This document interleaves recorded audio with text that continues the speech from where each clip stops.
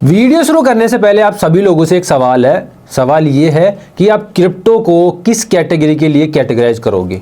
As a stock या share की तरह कैटेगराइज करोगे या फिर एज ए डिजिटल कमोडिटी की तरह कैटेगराइज करने वाले हो? अब यह सवाल क्यों जरूरी है? क्योंकि इस चीज को लेकर क्रिप्टो का जो सबसे बड़ा बिल है वो यूएस के पार्लियामेंट यानी कांग्रेस के अंदर चला गया है और वहां पर इस चीज को लेकर बहुत ज्यादा बहस छिड़ी हुई।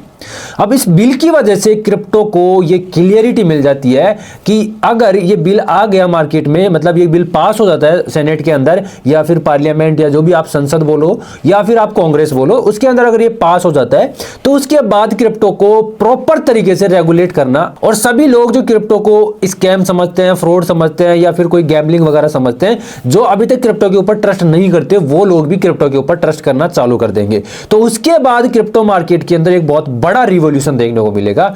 इसलिए ये बहुत ही ज्यादा इंपॉर्टेंट बिल है या बहुत ही ज्यादा इंपॉर्टेंट चीज क्रिप्टो मार्केट के लिए रहने वाली है। अब आज इस वीडियो के अंदर हम बात करने वाले हैं इसी बिल के बारे में कि ये बिल का अभी क्या सीन चल रहा है, ये पास हुआ है या नहीं हुआ है, क्या चीजें इसको लेकर अभी सेनेट के अंदर या फिर जो पार्लियामेंट है, कांग्रेस है, उसके अंदर चल रही है, और अगर इस बिल में कहीं रुकावट आ रही है, जैसे कि कोइनबेस ने हाल ही में इसका सपोर्ट करने से मना कर दिया, ये सारी चीजें हम इस वीडियो के अंदर डिस्कस करने वाले हैं। और इस बिल का क्रिप्टो मार्केट के लिए क्या इंपैक्ट देखने को मिलेगा, ये चीज भी हम इस वीडियो के अंदर डिस्कस करेंगे।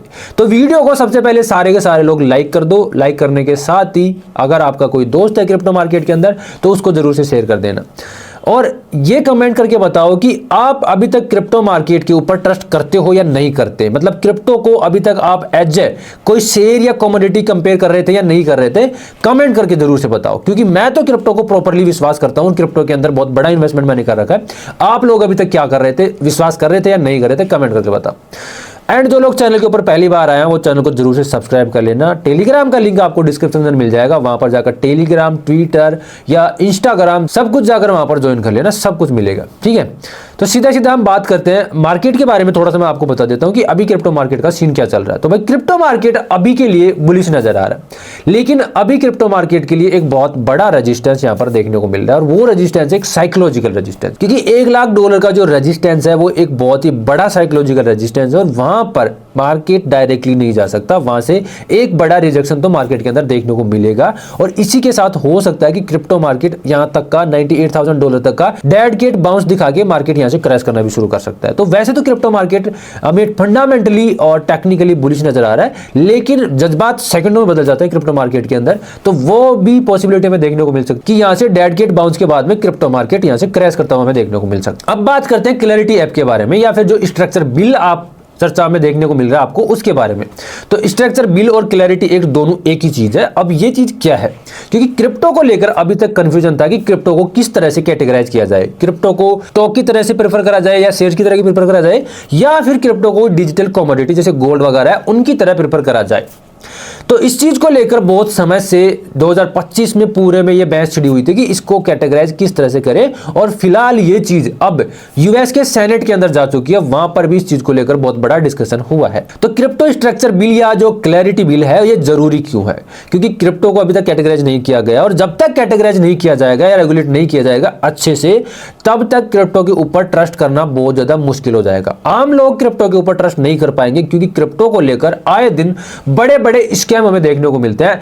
लोग ट्रेड कर रहे हैं, उन लोगों के साथ में भी यहां पर स्कैम होते हैं, लोग इन्वेस्टमेंट कर रहे हैं, उन लोगों के साथ में भी यहां पर स्कैम होते हैं, बड़े बड़े जो एक्सचेंज है वो भी यहां पर स्कैम करके चले जाते हैं।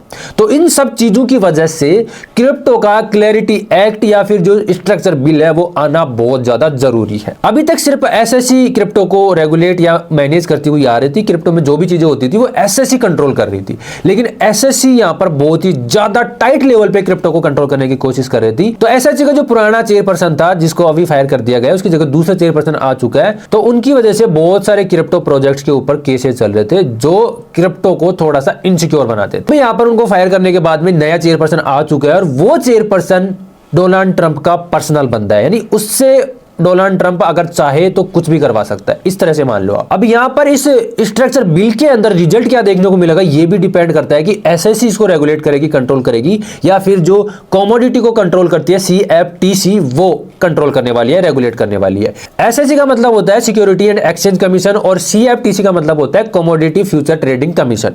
अब इन दोनों के बीच में यह बहस चल रही है या डिस्कशन चल रहा है कि इस क्रिप्टो करेंसी मार्केट को या जितने भी क्रिप्टो कॉइन्स है उनको एसएससी रेगुलेट कंट्रोल करने वाली है या फिर सीएफटीसी कंट्रोल करने वाली है। अगर क्रिप्टो को एज ए एसेट देखा जाता है यानी कि एज ए स्टॉक के तरह या शेयर की तरह देखा जाता है तो उसको एसएससी यहां पर रेगुलेट करने वाली है, कंट्रोल करने वाली है, या फिर कमोडिटी की तरह देखा जाता है तो फिर इसको सीएफटीसी कंट्रोल करने वाली है।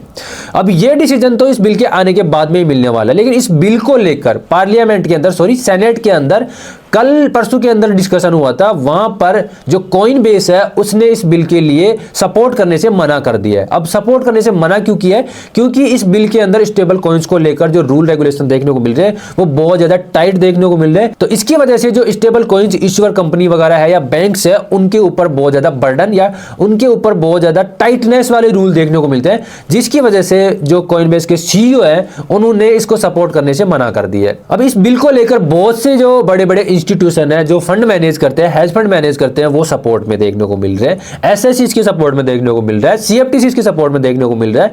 लेकिन जो बैंक हेज फंड नहीं चलाते उन बैंकों को या जो पारंपरिक बैंक है उन बैंकों को इस चीज से लेकर बहुत ज्यादा प्रॉब्लम है, क्योंकि स्टेबल कॉइन्स को रेगुलेट करने के बाद में और क्रिप्टो को रेगुलेट करने के बाद में या ये बिल आने के बाद में जो बैंकिंग सिस्टम है उसको बहुत ज्यादा नुकसान होने वाला है। इस वजह से जो पुराने बैंक सिस्टम है, बैंकिंग सिस्टम है, वो इस प्रोजेक्ट को इस बिल को सपोर्ट करने से मना कर रहा है। लेकिन इस चीज को लेकर मैं ये गारंटी तो नहीं दे सकता, लेकिन बहुत ज्यादा पॉसिबिलिटी देखने को मिल रही है कि ये बिल बहुत जल्द आपको देखने को मिलने वाला है। और जैसे ये बिल देखने को मिलेगा उसके बाद में लोगों के बीच में क्रिप्टो को लेकर बहुत ज्यादा ट्रस्ट हो जाएगा और जितने भी स्कैम क्रिप्टो मार्केट के अंदर होते हैं उनको भी काफी हद तक कंट्रोल करना मुमकिन हो जाएगा। तो ये बिल आता है तो बहुत ज्यादा फायदा होने वाला है क्रिप्टो मार्केट के लिए और लॉन्ग टर्म में क्रिप्टो मार्केट इस चीज को लेकर बहुत ज्यादा बुलिश नजर आने वाला है। तो अब भी आप लोग क्रिप्टो को लेकर क्या सोच रहे हो? क्या इस बिल का इंतजार कर रहे हो, उसके बाद में क्रिप्टो के अंदर इन्वेस्टमेंट शुरू करने वाले हो, या फिर आप लोगों ने ऑलरेडी क्रिप्टो मार्केट के अंदर इन्वेस्टमेंट करना शुरू कर रखा है? मैं क्रिप्टो मार्केट को बहुत ज्यादा सीरियस ले रखा हूं और मैं काफी समय से क्रिप्टो के अंदर इन्वेस्टमेंट और ट्रेडिंग करता रहता हूं और अभी भी 2026 के अंदर क्रिप्टो मार्केट के अंदर इन्वेस्टमेंट करने का एक बहुत ही शानदार अपॉर्चुनिटी देखने को मिल रही है। मैं आपको एडवाइज नहीं करूंगा क्योंकि मैं कोई फाइनेंशियल एडवाइज नहीं हूं, लेकिन अगर मुझे यहां पर 2026 का मौका मिलता है इन्वेस्टमेंट करने का तो मैं एसआईपी की तरह क्रिप्टो मार्केट के अंदर इन्वेस्टमेंट करता रहूंगा। तो समझदार के लिए सारा काफी है। तो आई होप ये वीडियो आप लोगों को काफी शानदार लगा होगा, वीडियो अच्छा लगा होगा। अगर वीडियो आपको अच्छा लगा है तो वीडियो को लाइक शेयर कमेंट करना बिल्कुल मत भूलना और अपने दोस्तों के साथ में शेयर करना बिल्कुल मत भूलना। और चैनल के ऊपर कोई पहली बार आया तो जरूर से चैनल को सब्सक्राइब कर लेना। मिलते हैं नेक्स्ट वीडियो में, तब तक के लिए जय श्री राम।